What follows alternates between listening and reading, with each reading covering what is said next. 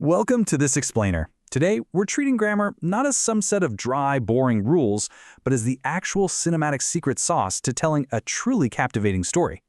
Think about your favorite movie, or maybe the best anecdote you've ever heard at a dinner party. What makes those stories grip you?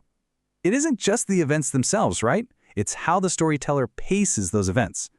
We're going to look really closely at the mechanics of storytelling in English. We'll explore how mastering the interplay between simple and continuous tenses can literally instantly elevate your narratives from flat descriptions to dynamic, living scenes. So how do you perfectly interrupt a story? Well, let's dive into this by having you imagine yourself as a movie director for a second. You're on set and you're figuring out exactly how to stage a sudden, unexpected interruption in your scene. You want your audience to feel a false sense of security, maybe a quiet moment of routine, right before something unexpected happens to completely change the trajectory of the whole thing. How do you achieve that effect using only your words? The secret lies in a very specific grammatical collision, and honestly, once you know how to build it, you can use it in your everyday conversations to keep your listeners hanging on your every word. All right, let's jump right into section 1, long actions versus short actions. First up, we have the past continuous. This is our long action, which you can kind of think of as the background scene. Imagine a camera smoothly, slowly, panning across a room to capture an action that's currently in progress. The past continuous tense is built by taking was or were and throwing an ing onto your verb. It basically tells your listener, hey, settle in, something was happening over a period of time here. You're painting the backdrop. The action hasn't finished yet in the timeline of the story. It's lingering, it's flowing, it's taking its sweet time. Now, we contrast that with the past simple. This is our short action, which is the sharp, punchy event that suddenly happens, honestly, a lot like a jump scare in a horror film.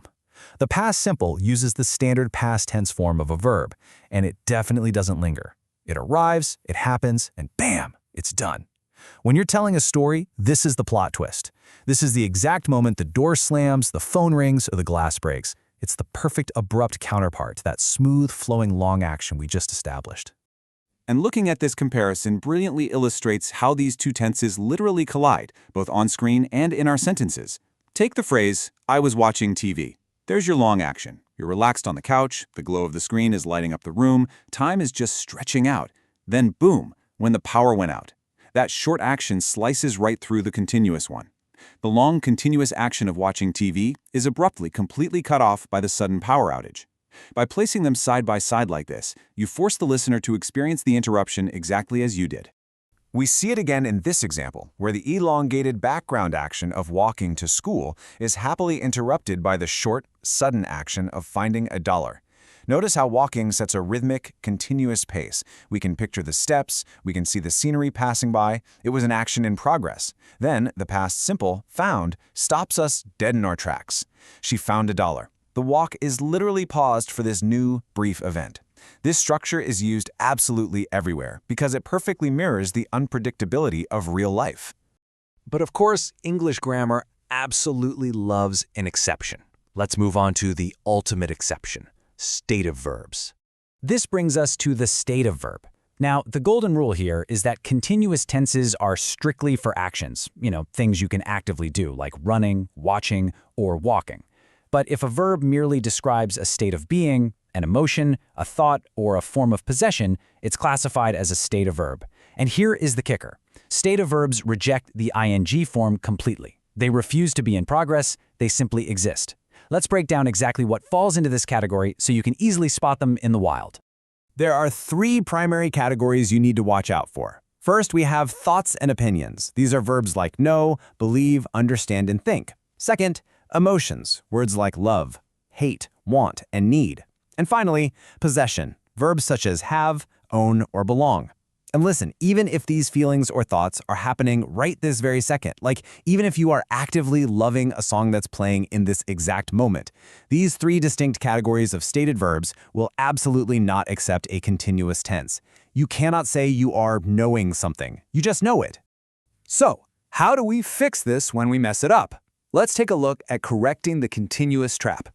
Notice how robotic and awkward I am understanding the lesson sounds? It kind of feels like a computer trying to process data, right? Because understanding is a thought. It's a state of your mind coming to a realization. We must stick to the simple tense. The correct form is simply I understand the lesson. It's clean, it's direct, and it honors the fact that comprehension is a state of mind, not some physical action you're actively performing.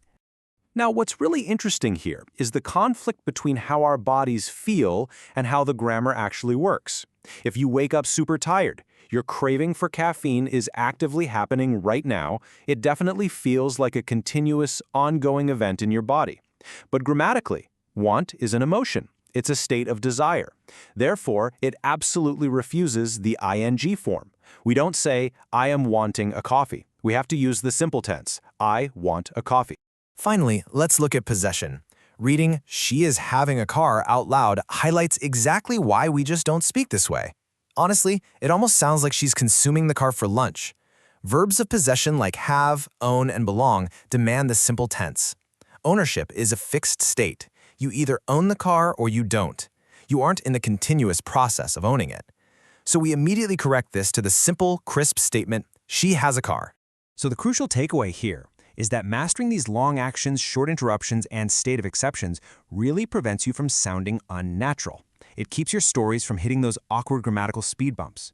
When you know exactly how to lay down a smooth past continuous background scene, slash it with a sharp past simple interruption, and cleanly navigate around those stubborn stative verbs, you completely unlock your ability to share stories dynamically. Your anecdotes will have rhythm, they'll have tension, and they'll have a natural flow that captivates literally whoever is listening.